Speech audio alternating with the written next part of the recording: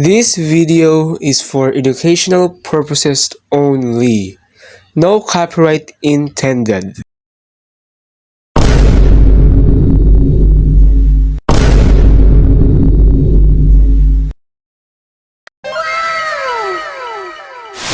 China has identified the cause of the mysterious new virus. Coronavirus.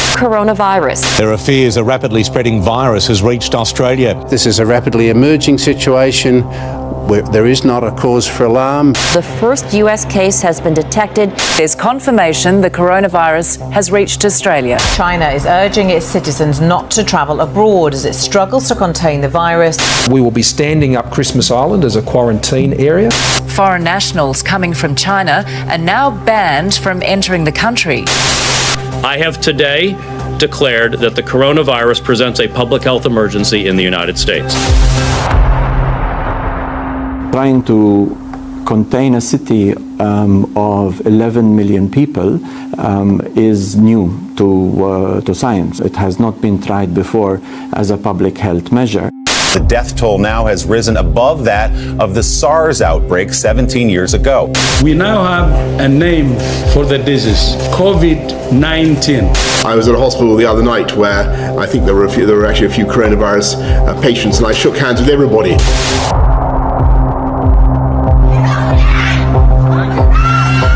The Italian government tonight put the entire country on lockdown. COVID-19 can be characterized as a pandemic. We will be suspending all travel from Europe. From Italy this evening, it just gets worse. The death toll now worse than China. What happened in Bondi was unacceptable. 12 years of perfect employment, it all blows up in 24 hours.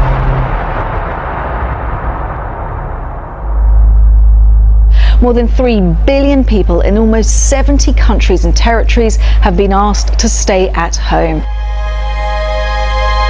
From this evening, I must give the British people a very simple instruction.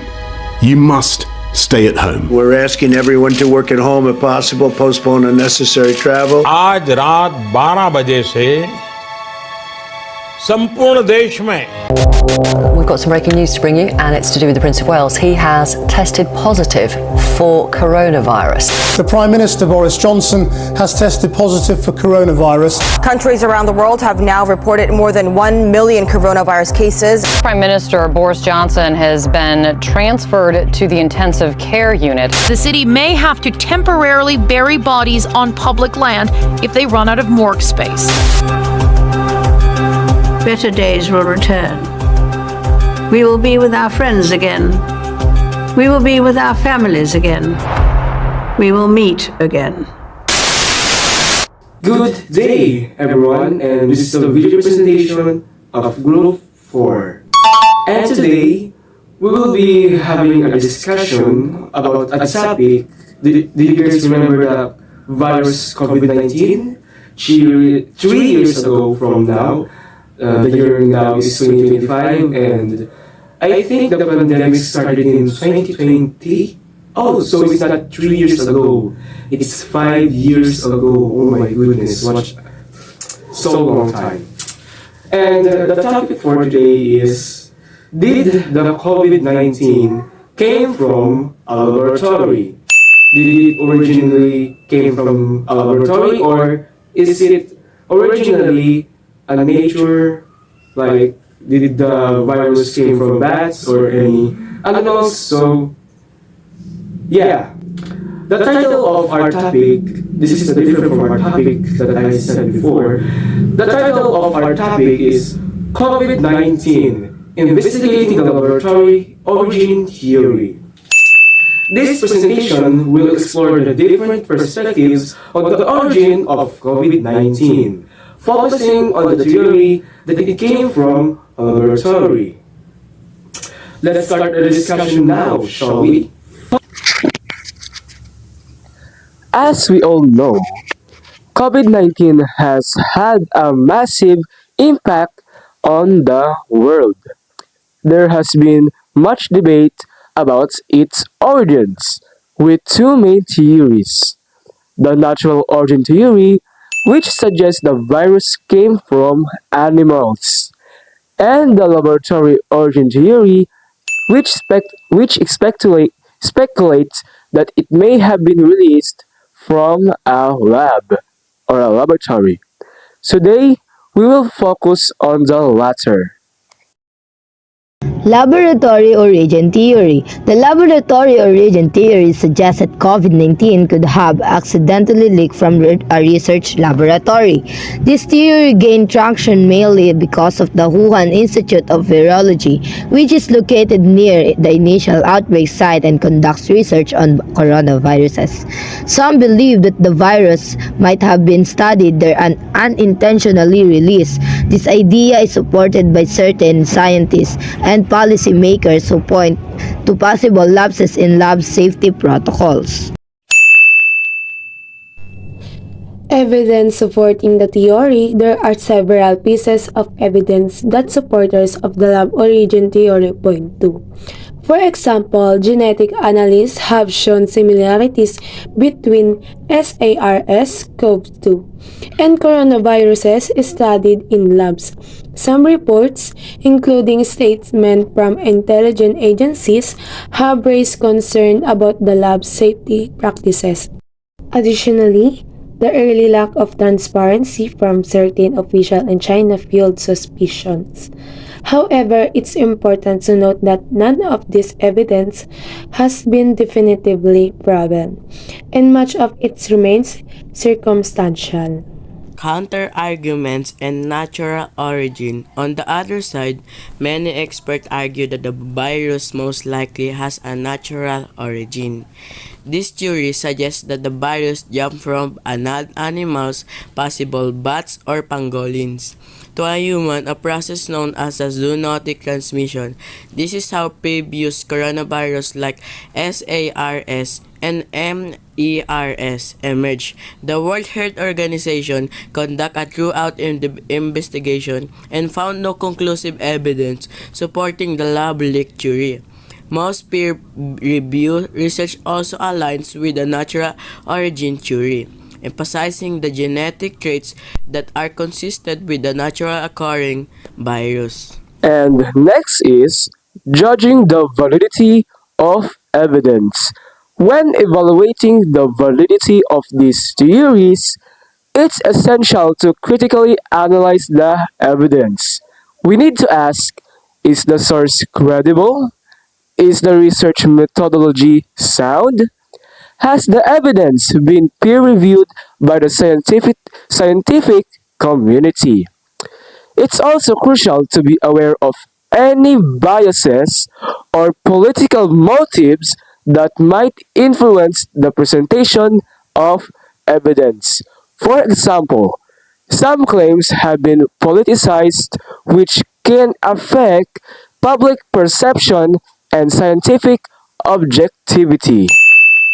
Current scientific consensus. Currently, the scientific community largely supports the natural origin theory. Organizations like the World Health Organization and the Center for Disease Control and Prevention have reviewed the available evidence and continue to lean towards this explanation. However, they also stress the importance of ongoing research and transparency from all parties involved to ensure we fully understand the virus's origins.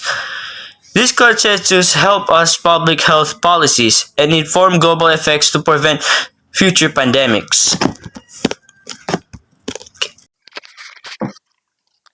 So this is the final one, and this is the conclusion. In conclusion, while the laboratory origin theory has been a topic of intense debate, the evidence supporting it remains inconclusive. The prevailing scientific view supports a natural origin, consistent with how other coronaviruses have emerged. Nevertheless, continued investigation is vital. Transparency and international cooperation will be the key in uncovering the full story and ensuring that we are better prepared for future health crises. Let's take a closer look at why many experts believe that COVID-19 did not originate from a laboratory but rather from a natural source.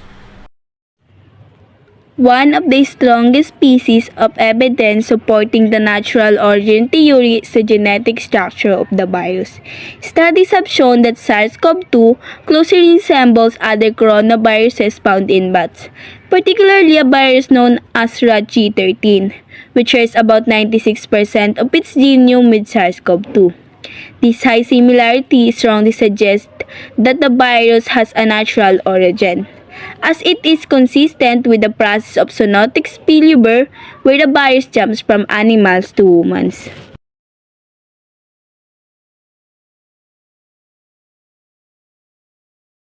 Furthermore, scientists have identified several intermediate species such as mongolins, which might have facilitated the virus transmissions to humans. This type of zoonotic transmission has been observation in other coronavirus outbreaks like SARS and MERS, which also originated in animals before infecting humans. Another critical point is the absence of any credible evidence indicating that SARS-CoV-2 was artificially engineered or manipulated in a laboratory. Genetic analysis have shown no signs of human intervention, meaning there are no people or human that touch the COVID-19 blah blah blah, such as genetic modifications or unique sequences that would suggest lab creation. The virus evolution appears to follow natural processes, further supporting the idea that it originated in the wild. In summary, the natural origin theory is supported by robust genetic evidence, the historical pattern of zoonotic transmission in coronaviruses, and the lack of credible evidence pointing to a laboratory source. This makes the natural origin the most scientifically plausible explanation for the emergence of COVID 19.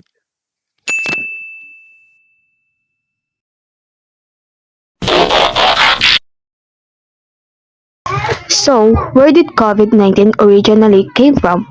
COVID-19 is widely believed to have originated from a natural source, with the most likely explanation being that it came from a bat, possibly through an intermediate animal species such as pangolin.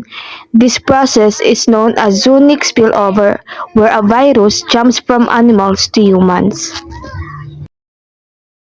Number 1 is bats. Genetic analysis showed that SARS-CoV-2,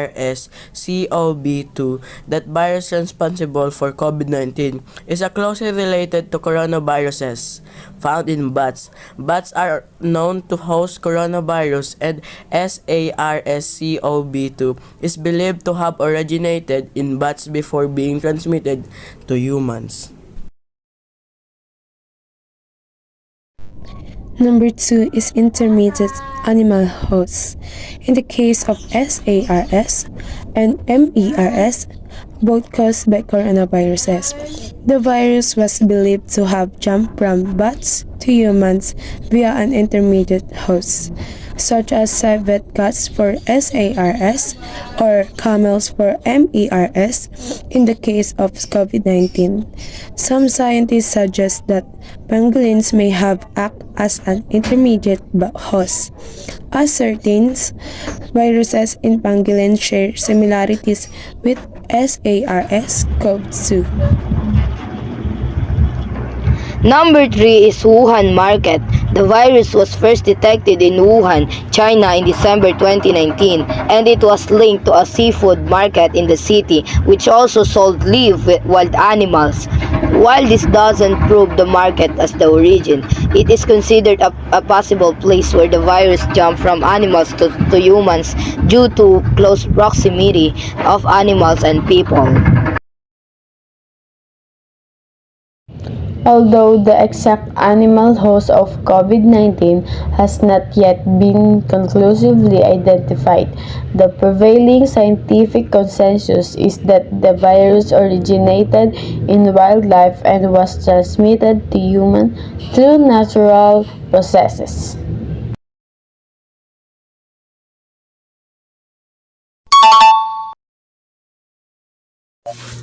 The World Health Organization's investigations and numerous peer-reviewed studies have found no direct evidence linking the virus to any laboratory.